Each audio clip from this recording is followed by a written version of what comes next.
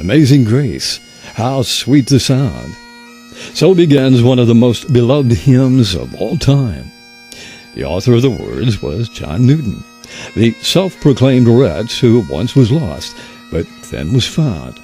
Saved by the undeserved and unmerited love of God, saved by God's amazing grace. Newton was born in London on July 24th, 1725.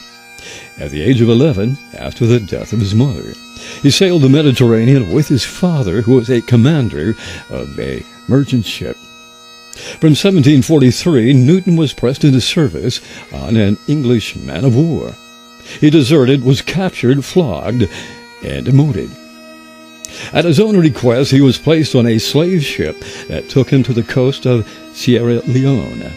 He became a servant of the slave trader and was brutally abused until in 1748 he was rescued by a sea captain who had known his father. Ultimately, Newton became the captain of his own ship, one which plied the slave trade. Exposed to the horrifically inhumane treatment of the slaves, and what seemed to be the certain death of all aboard during a violent storm, he prayed, "Lord, have mercy upon us." And the Lord did, and John Newton was brought to faith in Christ. He later became a preacher, drawing large crowds and influencing many, among them William Wilberforce, who would one day become a leader in the campaign for the abolition of slavery.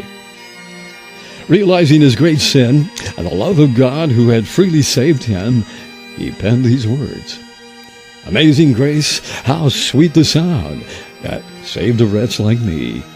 I once was lost, but now am found, was blind, but now I see."